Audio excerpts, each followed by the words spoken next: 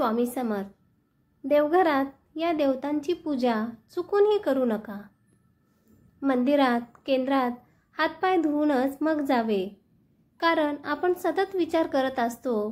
तसेच इतरही काही ना काही विचार मनात असतात. या विचार लहरी तरंग रूपाने आपल्या भोवती असतात. इतरांच्या लहरींचा पण आपल्या मनावर परिणाम होत असतो.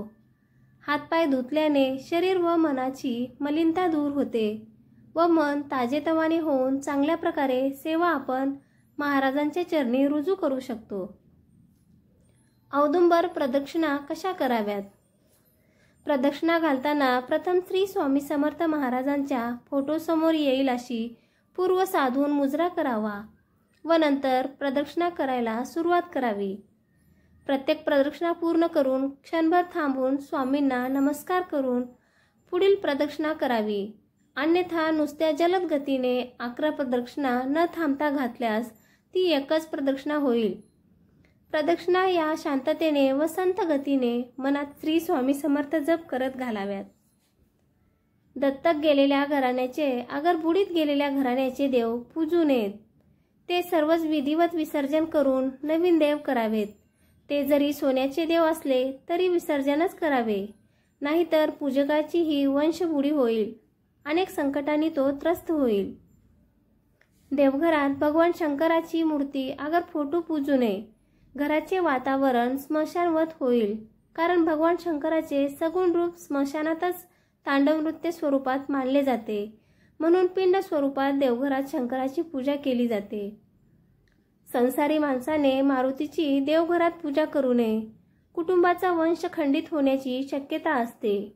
घरात 6 फुटाच्या वर दक्षिणाभिमुख मारुतीचा फोटो लावता येईल. तसेच देवघरात शनीची पूजा करू नये. सर्व जीवन संकटमय अति उदास राहते. देवघरात मुंजा पूजा करू नये. बाकीचे देव काम करत नाहीत. शिवाय मुंजा सद्गतीपासून बंधनात अडकल्यामुळे पूजा करूनही त्याचे फक्त शापच मिळतात. देवघरात गायत्री मातेची पूजा करू नये, कारण गायत्री मातेचे स्वरूप पराकोटीचे पवित्र आहे.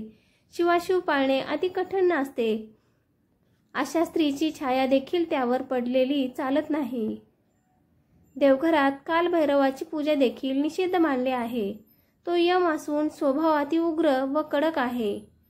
देवघरात म्हसोबा पूजू नये. त्यामुळे कुलदेवीचे कृपाक्षेत्र कुटुंबावर राहत नाही. कुटुंब नित्य अनेक संकटांनी पीडित राहते. देवघरात पीराची अगर पीराच्या चिन्हांची पूजा करू नये. इतर हिंदू देवतांची पूजा लाभत नाही. आसरा देखील देवघरात पूजू नये. देवाच्या मूर्ती शोभेसाठी शोकेसमध्ये ठेवू नये. ते देव त्या कुटुंबाची शोभा करतात. देवघरातील पूजेच्या मूर्ती 3 इंचापेक्षा कमी उंचीच्या असाव्यात. जास्त उंचीच्या असल्यास विसर्जन कराव्यात. देवाऱ्यातील देवांना माशी लागलेली असू नये.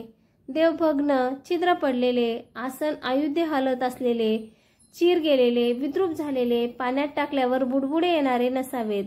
ताबडतोब विसर्जन करून नवीन मूर्ती स्थापन कराव्यात. बक्षीस मिळालेले, सापडलेले देव देव्हाऱ्यात पूजू नये. देवता विसर्जन विधी. विसर्जन करावयाचे देव एका पाटावर ठेवून त्यांना गंध, अक्षदा, हळदी कुंकू वाहून पूजा करावी. दही भाताचा नैवेद्य दाखवावा व हातात अक्षदा घेऊन खालील मंत्र म्हणत त्या देवावर वाहाव्यात. यांतु देवगणाः सर्वे पूजा मादाय पार्थिवा इष्टकाम सिद्ध्यर्थम पुनरागमनायच. नंतर एका पांढऱ्या कापडात 1.25 मूठ तांदूळ, 1 सुपारी, सुटे नाणे घेऊन त्यात विसर्जन केलेले देव ठेवावे. बरोबर नैवेद्याचा दहीभात ठेवावा व ते पांढरे कापड व्यवस्थित गुंडाळून प्रवाहात विसर्जन करावे.